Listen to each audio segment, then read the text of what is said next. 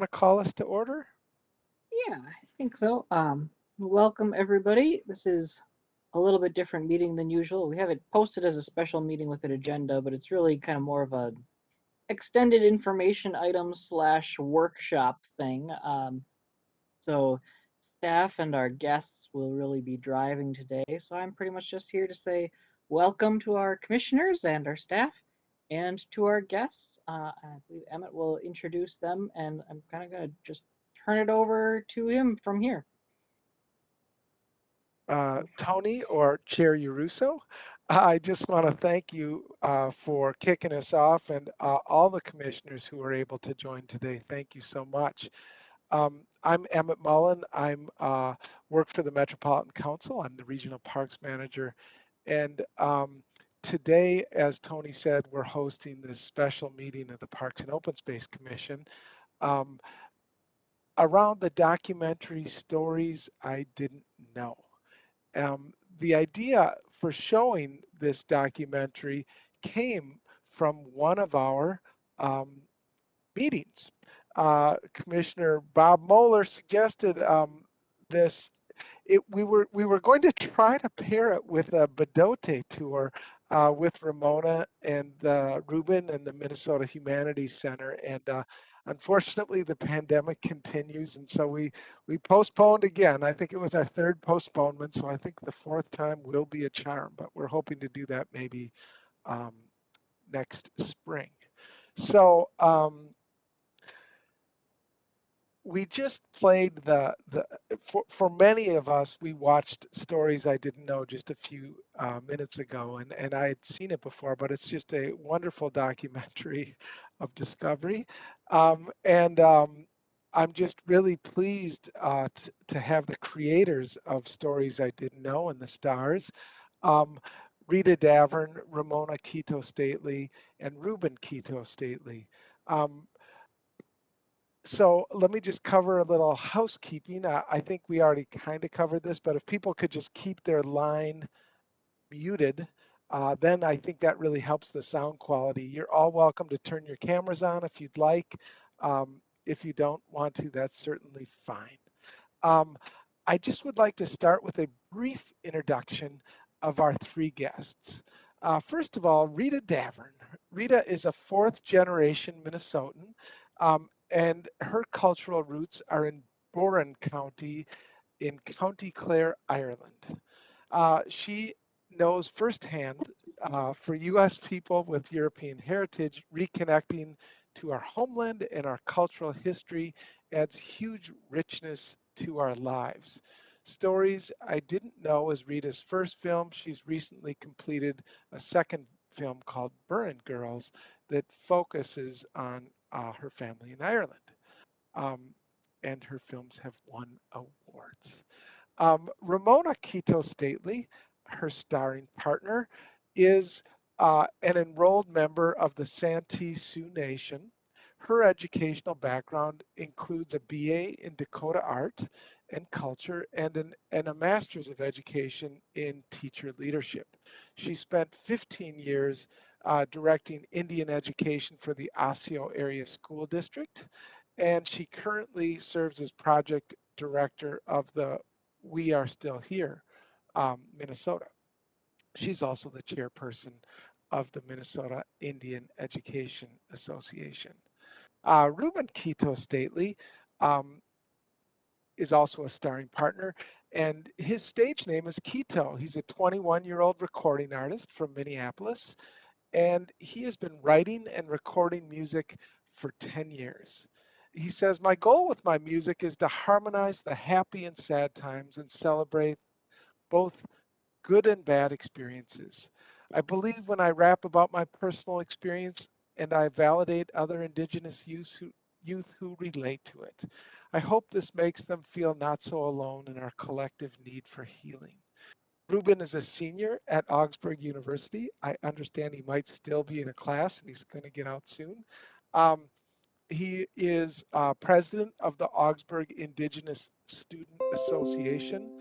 He's a Dakota language learner and a beginning language teacher and a member of the Indian Minnesota Indian Education Board of Directors.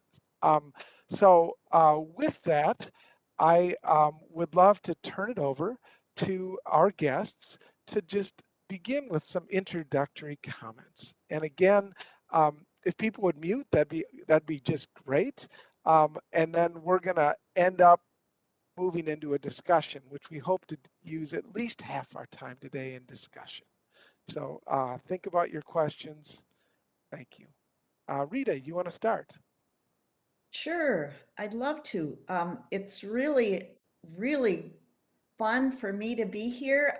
I've heard about the Met Council for years from my husband, who's a civil engineer and has done work over decades. And he always said, I distinctly remember him talking about the Met Council and saying how lucky the 7-county metro area is to have that council to think about water and land and people and to have a vision for us all to unify around. And he always said how passionate you all are about your work. So I've, from just the little connection I've had, that bears out. So I'm really pleased to be here. And I guess my this story that was portrayed in this film was bubbling within me for years. The more I would find out about my own family history and the history of Minnesota, I just, it was bubbling. That's all I can say until Melody Gilbert, who's my co-producer, literally squeezed it out of me. And it was very difficult to be public with it, but it was good for me. And clearly I got the message that this could be useful for other people. So I'm really pleased to share it with you. And you know a lot about me now, so any question is welcome. And I'll turn it over to Ramona.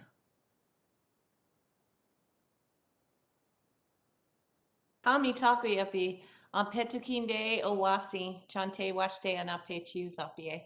Ramona Kitto Stately and Makiapie, Damakota, de Dakota ia iupse se wing, mieye. Isayanti hechia tahawa hie, takawana shakpe edwati. Hello, my relatives. I always like to begin an introduction in the traditional Dakota language. The Dakota language is the language of Minnesota for over 12,000 years. And within those words and that language, there is information that was intended to transmit knowledge to generations about place.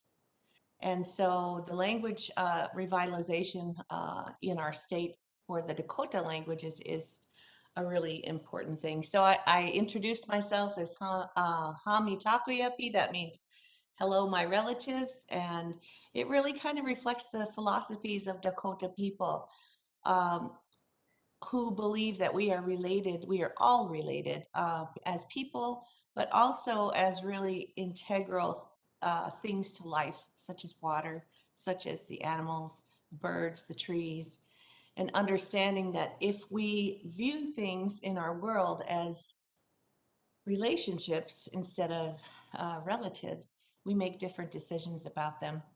So I am very excited to be here and excited to see you all on our tour whenever that finally happens. Um, but whenever we have tours booked of learning from place at Bedote, and even stories I didn't know, we know that group is very interested in understanding a different narrative and open to new learning. So I just have so much respect and love for that, and I appreciate it. And we're excited to hear your questions today. Thank you. Rita and Ramona, I just want to thank you for kicking us off. And maybe when Reuben joins us, we can just take a short minute and let Reuben introduce himself. Um, but with that, we really are open to just jumping into the discussion. Many of you were able to watch the documentary, Stories I Didn't Know, and it is a thought-provoking documentary um, and a learning documentary. Um,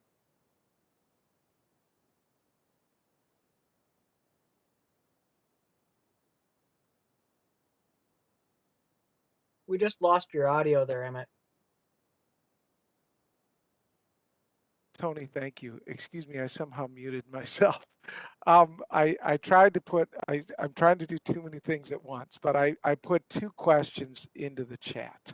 And so I would open it up to the group. And they're very open questions. What is one thing you liked or learned from the film? And what questions or comments do you have? I will just sit quietly, which isn't my skill set, and let's hear from you. But first, I think this is Reuben has joined us. Reuben Kitto Stately. Reuben, you don't know this, but I already introduced you. So if you want to just say a couple words of entry as we just are starting our discussion. Yeah, thank you. So Hamidaki Bi, Reuben Amakia, Gamaza Edidi Hemiye, Imanija Sky Macha, Het Kawana, Shakpeo, Tune, Wati, Damakota, Kakhantua Hemacha. So I'm just running late from my class. My class actually ends at 3:30, but I ran out of there and now I'm here at my dorm. So anyway, that's why I was running late. But yeah, so anyway, I'm a Dakota and I am a member of Red Lake Nation up north, Minnesota, and I'm glad to be here today. Wopida. Reuben, thank you, and thank you for joining us. This is really an open conversation now. So now we're just hoping people will share a little bit about whether one thing they liked or learned from the film, or just any questions that folks have. And let's just start the discussion. This is Bob. Maybe I can start by saying when we started talking about taking a tour of Bagote Regional Park, I said, well, wait a minute. There's some exciting information about this that is in Rita's and Ramona's film. And wouldn't it be great if we could take a look at that? And that led Emma to you making contact and opening up this discussion. But what struck me when I listened to this and thought about the content of the film was how many times, as we're working on park acquisitions or park modifications or master plans, that there's a history of native settlements and native use over the centuries that we never take into consideration or never think about. And that's pretty exciting. It's kind of daunting as well. So I thought, wow, this is really some new stuff. And then I began to think about the fact that my ancestors came here in the 1850s, Ireland, and the 1870s from Germany, and settled in Scott County and Dakota County. And I thought, well, now I wonder how they got their land and who they stole that land from. So it really kind of opened my eyes and made me want to go back and study this and have a different respect, new respect for the original sharing partners of that property. And while I used to think about ownership of land and space, I now really think about borrowing it or using it for a time, but that it will be given on for use and enjoyment of others as time goes on. So it's not like we own it, but we are sharing it. And so those are some of the outtakes I had. And it's a very exciting concept. I'll pass.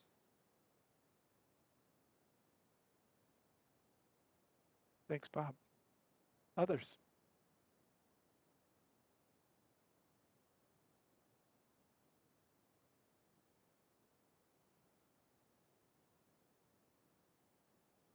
Hi. This is Monica Dillenburg. I am member from the regional parks. Sorry, I can't turn my camera on because I'm having kids in my daycare in nap time right now, so I'm technically working. But what I was gonna say, I'm originally from Mexico. I was born in Mexico City, and I moved to United States in 2004, 2005, somewhere there. So my understanding from all of this comes from a, general historic class in high school or after, in college. And but it sounds close to me because I learned from the pre-Hispanic groups that were in Mexico that are my, part of my family. So when I was watching the show, what really hit me the most is knowing how little the kids learn here about the roots.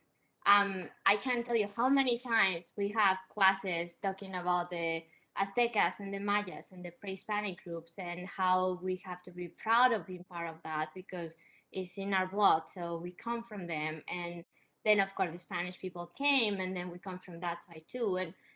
And having a daughter here, it kind of hit me that, well, she won't know. I mean, she will know from my side, but she won't know from her dad's side if we don't do anything about it. And it's very sad because Native Americans have a huge history, and it's not even one culture; it's many cultures that we try to put together in a group. Kind of like we try to put Latin in a group, but we're not one culture with many cultures. And so that was thing that really, really shocked me. And then I went and asked my husband, so how did you learn about this school? And when he's telling me, I was like, wait a second, what? That was really shocking. And so my question is there anything we can do so the young generations now, like my daughter, can actually learn that in her blood as an American, it has to be part of Native Americans too, and then they could like we can sort of what we did in the pre-Hispanic countries, like we are proud of both inheritance because we're now one mixed culture together, if that makes any sense. So what can we do to change what we're not learning now? That's kind of my question. Sorry, Emmett, I always have big questions. Hi, Monica. That's a great question. I'm sure many people think about that. So, what we have done in K-12 in Minnesota is learn about a history that was written by white men that doesn't include other people besides white people. So if you're a white child in a classroom in Minnesota, you are surrounded by teachers that look like you, professional principals that look like you, role models and the history of America. And it wasn't until really recently that we've added Black History Month, Native American Month, to kind of add a little more history of other people. But really, what we've also done in the bigger picture is we have compartmentalized knowledge to America and mostly white people. So what that does is it's in the developmental mind of kids. It reinforces a privilege of some and the oppression of others. So we have to be able to include the stories of all people and all ways of knowing, because really there are so many ways of knowing and they are so amazing. And if we don't include that in the developing minds of children, we'll continue to oppress certain groups. So there's some really exciting new programs. One is the Native Skywatchers, where they actually show the observations of thousands of years of people and star knowledge. And what's interesting is that current science is just catching up to those things. those ways of knowing. But it's broken down into the Mayan ways of knowing, the Dakota, the Ojibwe, the Hawaiian. So it's very exciting. But we do need to help our developing young children to understand that there's many ways of knowing, not just one.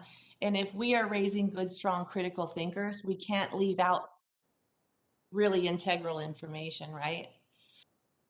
So that's a great question. Yeah, no, right. I like. I'm gonna look for the program because that sounds actually pretty interesting too for me, even when I'm not a child anymore. But Yeah. oh yeah, the other thing I wanted to say, when I was watching the show, Ramona, one thing that struck to me is,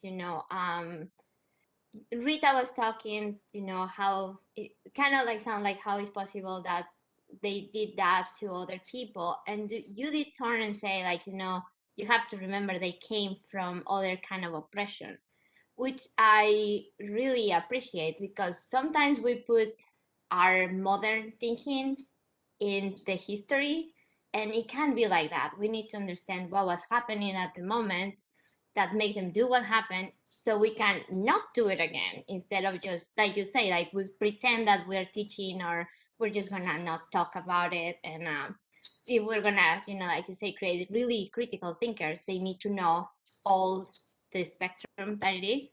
Maybe age appropriate, I understand that, but it will be nice. So yeah, if there is anything I could do, I'll be happy to help for sure. And thanks so much for doing the documentary. I learned a lot from it. Thank you. And we're gonna really delve into that detail at the Bedote tour with so much more information. So look forward to that. I look forward to seeing you. Right, thanks. Yeah, and if I were to speak to that at all, I think that history is like a really awesome thing that we could teach in a really cool way. I actually think there's a lot of things in school that we could learn in a really cool way, and it gets taught the most boring way, and it makes us think of it in such a one-dimensional or two-dimensional thing when it's a real thing. It's our reality. Like our reality has been built upon the things that have happened before. So there's so many nuances to history that aren't taught in school, and it's not like an active thought, like the context of what happened to us, and especially when we talk about American Indians in history, so often we're not agents of our own. Like we don't it's like when people talk about native history, they usually talk about these native people like they don't have they're not making decisions on their own, or like they're not agents of their own like will, and it's really weird. So it's and so yeah, so my mom did give that context. Well, if these immigrants came from somewhere else and they're told by Alexander Ramsey, we'll give you $200 for every for every redskin sent to purgatory. $200 is a lot of money in 1862, and of course they don't know anything different than what they're told. So they're gonna get told by these current Americans, hey, these Dakota people, they're hostile. They will kill you. They're dangerous, and we need to eradicate them. If that's all they know, then that's all they know. So that is from that time, and that is relevant to what they were speaking upon. But yeah, and then I just wanted to say, like, we always think it's this monumental thing because really that is a big question. But if you can raise your kids or like talk to young kids and help them have not open their mind in a like crazy way, but just to be in a I went to a classroom in East St. Paul when I was a kid, and one of the first days and we didn't have many white students. We had one white student in my class, and this kid, he says, and it's my first year ever going to school, and he says, "Are you Mexican?" And I was like, "No." And then he's like trying to guess where I'm from, and he's like, and I was like, I'm a Dakota, like I'm an American Indian, like cowboys and Indians. And he's like, and he laughs at me, and he's like, there's no way that's true because all the Indians are dead. So if that is his truth, he didn't just like learn that from he wasn't born thinking that, you know what I mean? Like he would learn that from somewhere that was socialized into him to believe that. And the racism that we face today, as Indian people, you know, American Indians and stuff, like it's usually just our invisibility, the way that we're made invisible, the way our history is made invisible, and the way our struggles are made invisible. That is like the current form of racism. So me sitting in the classroom being invisible was the form of racism that I experienced as a child, and you know, and those things. So it's not these huge monumental things, you know, as us common people, we're not there is little things you can do, like support the students in your classroom, and you know, make it known, you know, there's all these different experiences, there's all these different people, and how to respect each other, you know, like that's literally, like, to me, I think we often overthink what we could do and what we can actually do, but that would I would argue that that would take us a long way. Yeah, no, you're absolutely right. Thanks. You did make me laugh when you say that they thought that you were Mexican. I probably would have crossed that by mind. If I could turn my camera, people usually don't think I'm Mexican because I have like the skin and blue eyes, so they think, "Oh, are you from Poland?" And I don't even no Mexico. You know, not everybody looks the same as you will think so. But I like your point. I think yeah, we can do smaller steps to teach and it's a great point. I mean, I don't think my daughter, she's now in 5th grade and she probably started learning about Dakotas. She probably started in 4th grade and she came and show me the little paper that they give them and I read it and then I asked, "Oh, is that the only, culture that is around here?" And she turned and say, "Well, isn't that the only Native American culture?" And I was, no, it's not. There are a lot of them. And I have to apologize. I'm not an expert on how many, but I know there are a lot, right? And so it's one of those things that I will try to, talk. In my daughter's school is very small too, so it will be nice if they teach them a little more. In that you say you just have to be as small detail as they're still around, right? Yeah. Thank you, and thank you so much for being so open. Mhm. Thanks, Monica. Other questions or comments?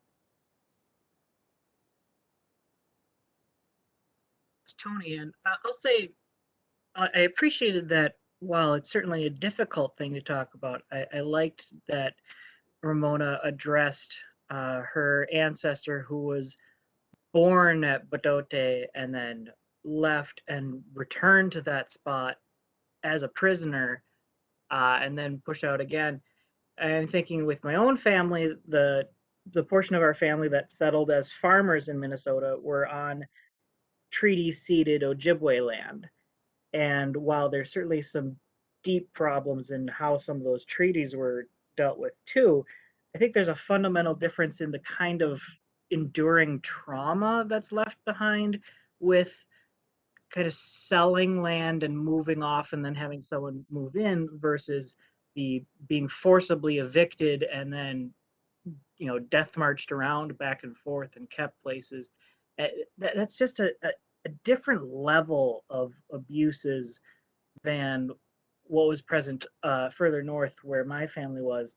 And that, of course, applies to pretty much everything within the 7-county metro or that we oversee.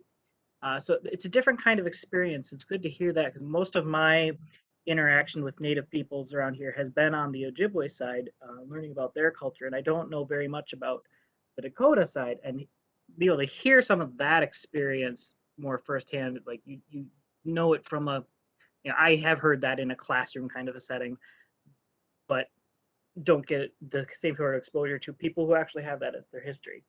And that, when you kept speaking about trauma and referring to that, and certainly both Ojibwe and Dakota people got some of that from the residential school system, those that were involved there. When we're talking about the land, I think the Dakota particularly have a different kind of thing that we have to deal with that is difficult to grapple with. And I like that you went right into that.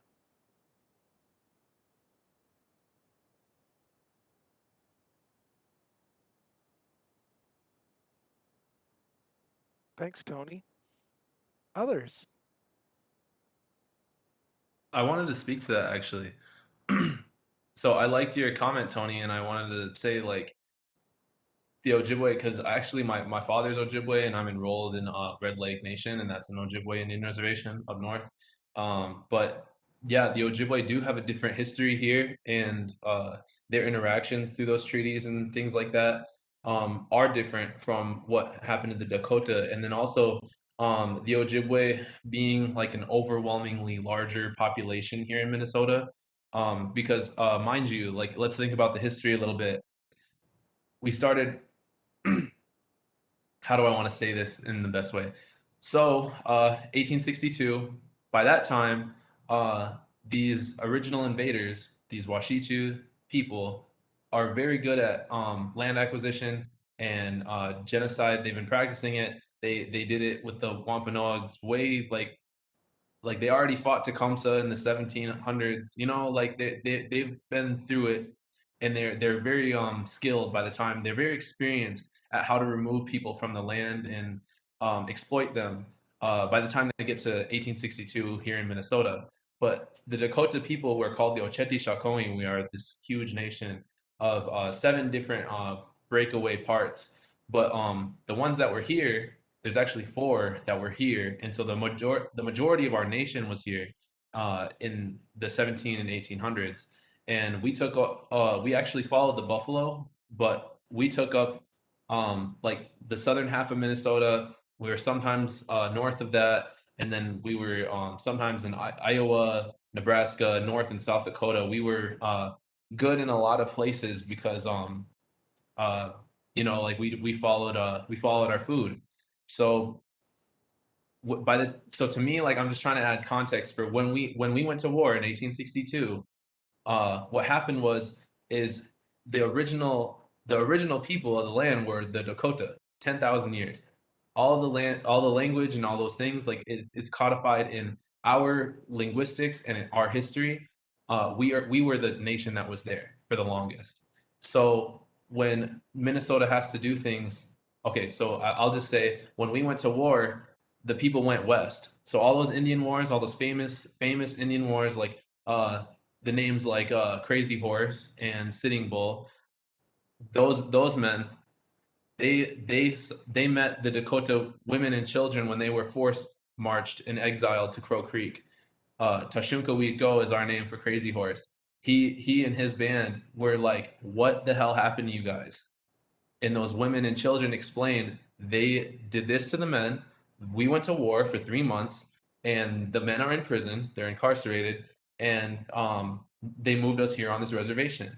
And so that is the fuel to the fire for those really famous Lakota warriors. They lived out west. They were just further. They didn't know what was going on in Minnesota, and they didn't know how bad it was.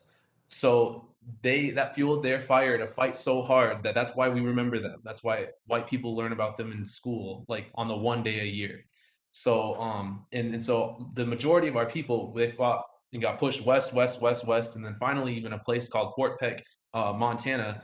Some of them split apart, and some of them were like, we're gonna walk north until it looks like Minnesota again. And then they created Sioux Valley, which is in Alberta, Canada. So and so anyway, like the Dakota people, the strong majority, 80% of our people do not live here anymore.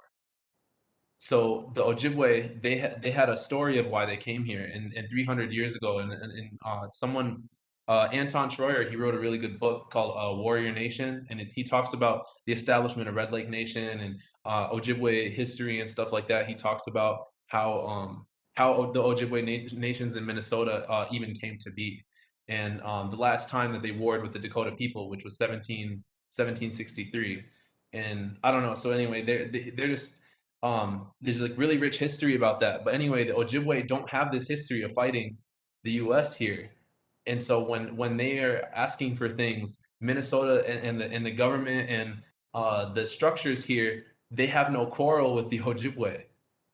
They historically don't either. So the context is different in which they interact. So the Dakota, we have casinos, and yeah, we got all these suckers down here in the southern half of Minnesota. Yes, those 4 Dakota nations can make more money than those tribes up north, but we don't have treaty rights. Those treaty rights were abrogated by the state, even though they didn't have the legal they don't have the legal, what's it called, to actually the legal standing to even do that. But basically, like they made some of our treaty rights null, and like, so I don't know. So anyway, I just really wanted to speak to like the different ways that the government has interacted with them. So that's why we had Ojibwe language as a seal for probably since like the 80s or something. Like for a long time, you could take Ojibwe language at school in the public school districts here in the metro, but the Dakota language seal wasn't given to us until like last year. You can finally learn Dakota language in public school and get credits for it, and it started last year. And the Ojibwe have had it for at least, I would say, 20 years. But what is the history and what is the different context in which we both stand? That is something that we don't really understand or talk about enough about, and that is like that plays a role, and like it still plays a role here in the cities. So anyway, that's just like something I'm really passionate about and really want everyone to take a look at.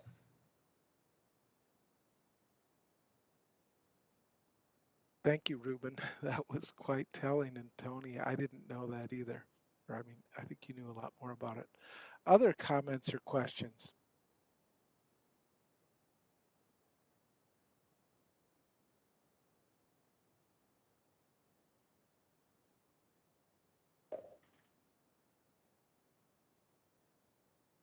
Hi, I'm Jonathan Fleming. I'm with Three Rivers Park District agency in suburban Hennepin County.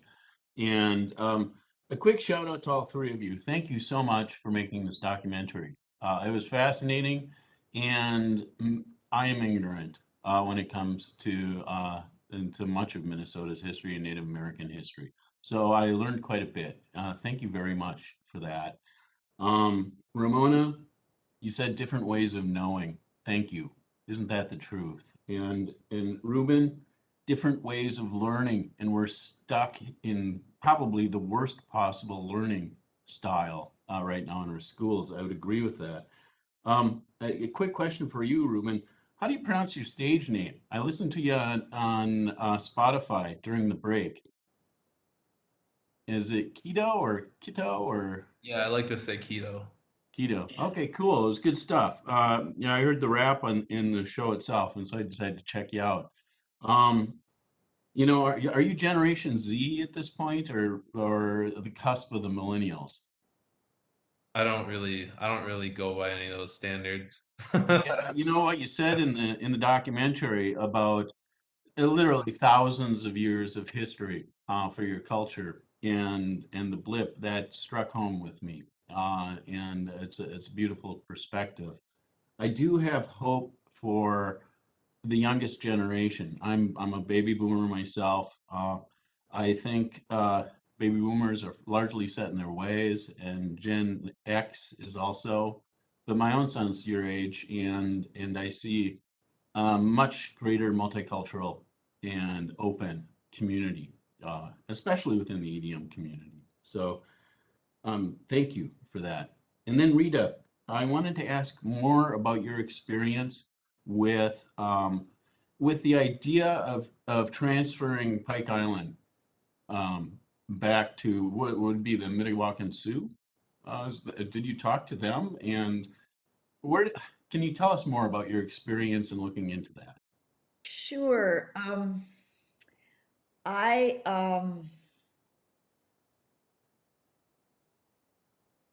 Pike Island was really the handle that around which we were able to build this film, but I always had a problem with what I was going to do about Pike Island, because I have this backdrop in my mind that, I'm European heritage, I'm white, I'm um, a privileged group in this part of the world, and we always think it's up to us to take charge and make something happen, right?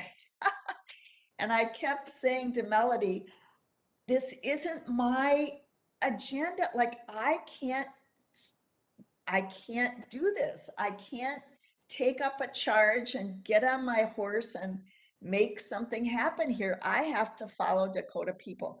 So the best way I could figure out to do that was to go to the Land Tenure Foundation, who are thinking about this and do have priorities and do have their eye on different parts of land that they'd like to see returned, and are native run and, you know, brilliant, really amazing organization. So I decided somewhere along the way to follow that route and back them in any way I could, including putting their name out there. And that I wasn't going to take some kind of start some kind of big campaign about Pike Island. And people disagreed with me about that, and they probably is still room for that. Um, but I had enough, you know, connection with Native people for whom it isn't that particular piece of land isn't a priority. So, right or wrong, I didn't end up quote unquote making something happen about Pike Island. I just I thought that would be part of the oppression instead of something different. So it's sitting there, it's hanging there. It could, who knows?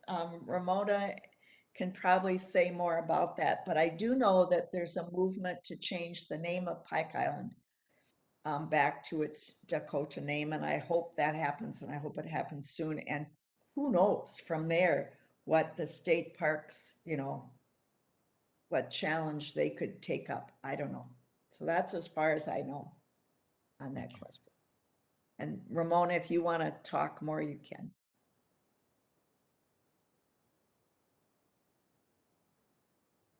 Yeah, I think the DNR is working on the name change back to Weta Tonka, which was its original name. That area is an uncategorized, unincorporated. It's not a part of that land is not owned by anybody right now. So hopefully what we'd really like to see is that land returned. It's you know, it's our birthing area, it's our genesis, it's a really important piece of place for us. We'd like it protected. Um, we also are, like I talked about, land revitalization. It would be a great place to build a school for, you know, right now we have some immersion schools in the cities, but they have to like rent space from other places. So it really would be nice to have an interpretive center to tell that story. Um, I don't know where we are on that, but I do know that you know, it was against the law to renege on treaties. Treaties are international law, nation to nation agreements between two nations. And one can't just pull out and decide, you know, okay, we changed our minds. But if that were to happen, if someone did change their mind, the laws of those treaties are, it goes back to the way it was before you made the treaty, right? So it's complicated, and who are the decision makers? So certainly it's way above my head, you know. So what I can do is I can help raise a very diverse thinking group of people, because you know sometimes it's hard to change the minds of grown-ups. Sometimes it's hard to admit we don't know things, right? Because we're supposed to know it all. But kids get it. It doesn't matter what we tell kids, how what we, you know, they trust us to tell them the truth. They expect it, and they're accepting of these all ways of knowing. So my hope is within a generation we can do that.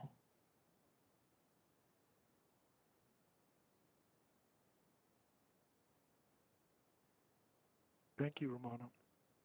Other comments or questions? Hey, Emmett, this is Anthony. When I question, I think you just mentioned the the ILTF, and I was wondering if you in your work actually are thinking about in Minnesota? Is there an organized effort, or is there any collaboration with the current land, the agencies connected to land, about not just the renaming, but actively about the return of land? And is there an active strategy around that would really meet the values and really goals for the broader community? And even within that, you talked about the treaties as well. Is there any type of strategy that literally is laid out to revisit the treaties, even in terms of the actual valuation of those treaties? I mean, as I thought that was a very interesting comment, that treaties are treaties, they're international law. So is there a strategy that actually begins to look at that treaty, look at the actual valuation of those treaties, future value, and would that be meaningful for any of the communities that are involved in different areas? So that was just a thought that I had.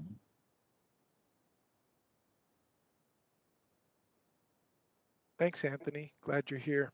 Anthony's one of our commissioners. Yeah, I think that's a great question. I hope so. We look at when Reuben said those 159 years don't define us, and we can't live in the trauma. When we look at our 11 tribal nations, Monica, then the answer was 11. 11 tribal nations across our state. Together, we represent the Minnesota Indian Gaming Association. And together, that association is the 14th largest employer in our state. So while we are invisible, we are still relying on thousands of years of being connected to place and ways of knowing that have allowed us to regroup. We've been to our knees, we've had genocide perpetrated upon us, but we are strong. And, there's no doubt that at some point in time, those things will have to be reviewed and, made right. And I think our purpose here is really, is the healing part. So everybody gets a part. My part's not that part. My part is about healing, being able to just say, this is what the story is. And then if we understand that Mani and Dakota, I guess that's the important thing to me. Mani is water, right? In Dakota, sometimes we hear that it's in our state name. But Ni, N-I, in Dakota, it means our life force. So it's telling us something integral, something that is very important to know, which is that water is our life force. If we don't protect that,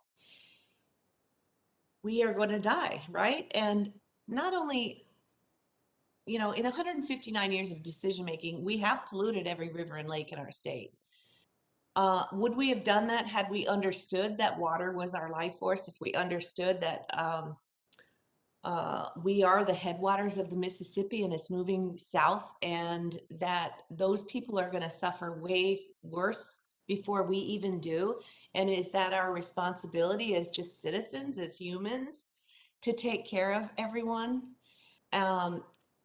So that's just really one of the great examples of why all these ways of knowing are important. And I would even say that by not revealing those things to everyone, none of us notice, right? And that's part of capitalism, because we continue to pollute for the sake of making money. And so it's really important for us as humans to understand all those diverse ways of knowing, and especially ones that are 12 to 14,000 years in this place.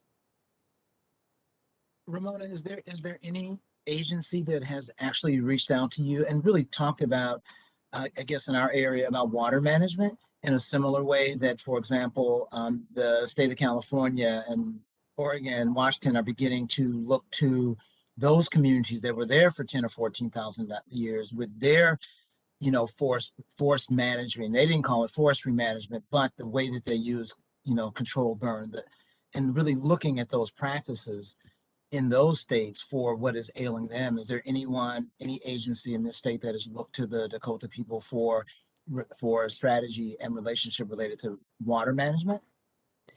So the cleanest water in the state of Minnesota is on the Shakopee Badewa Sioux community. And right now they are partnering with Scott County to provide water, right? A new way of providing water.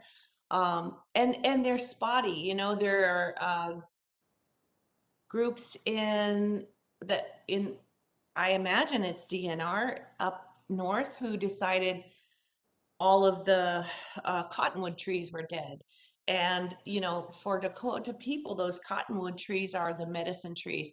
They're along the rivers, places that have water, and they actually are the ones that go out and test the health of the other things. And whatever they need, they provide. Those cottonwood trees are the doctors. So they said, well, they're all dead. We're just going to cut them down. And the Ojibwe people told them, don't cut them down because they may seem dead, but they're not. They just give all of their nutrients. So they didn't cut them down, and now they're flourishing again because they've come back to life. But that's their job. That is their job. They are the doctors to all the plants and medicines that grow along that. So there are many different, I can't even name one, but many different groups who are figuring it out. But really it needs to be, a larger attempt at trying to solve it.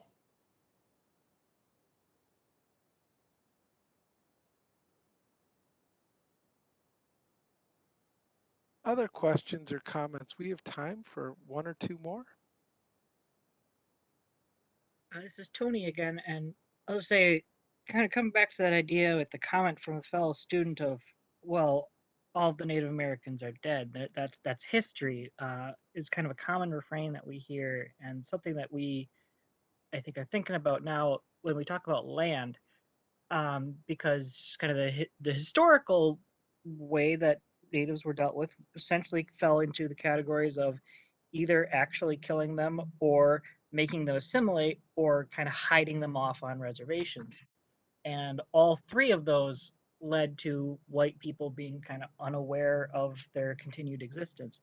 And I've seen, as a white person, a trend from the outside of within my lifespan, the last few decades, it seems to me, again, as an outsider, that there's a thought from a lot of elders of maybe we need to do something that's more interactive and show them that we still exist and we're still a present people as well as a historical people.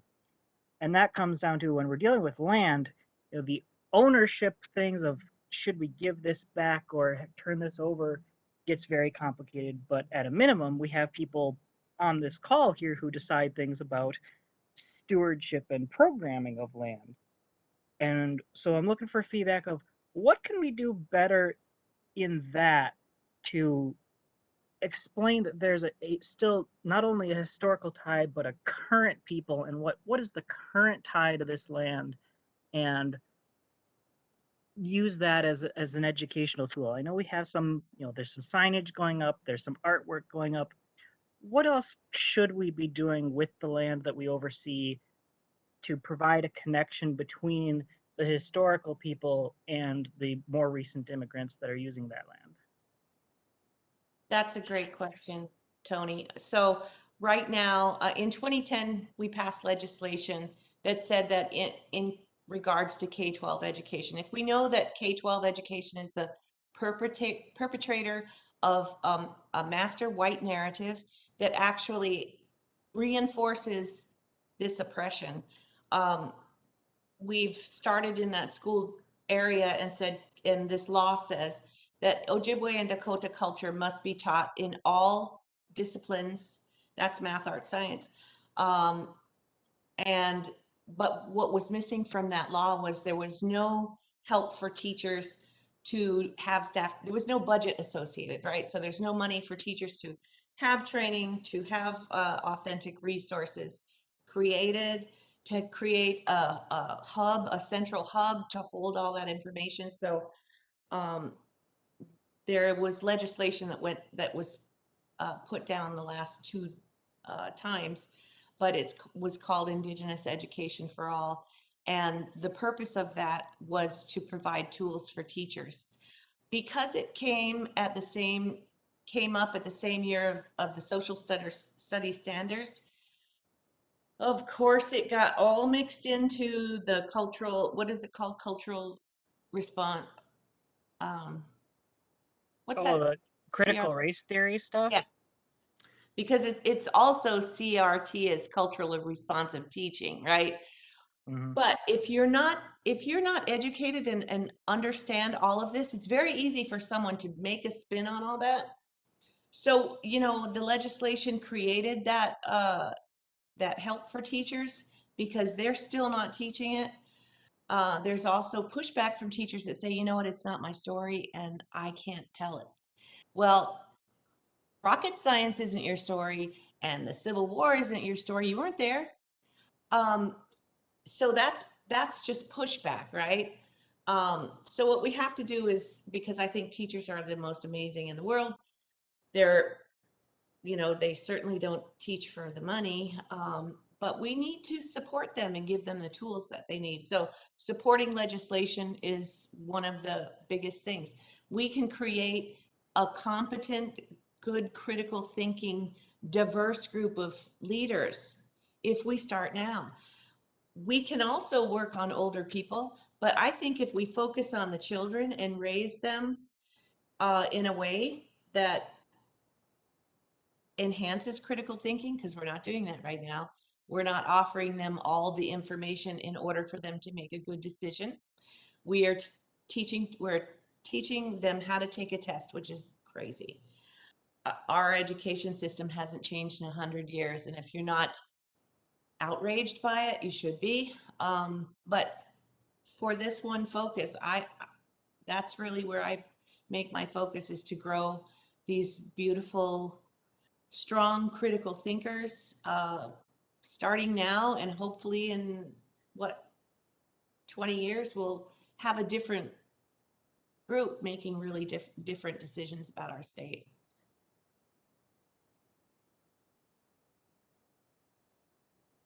Ramona, I love that sentiment, and it's very hopeful. I think my job is to bring this to a close, and I just want to begin with a honest thank you to the three creators of the documentary. It was I love the way the documentary opened. Um, Rita, with your discovering your family crest, and it's saying always prepared. Well, I'm not sure I was so prepared for this, Rita, and I think there is a real moment of learning, and maybe just listening and sitting in discomfort.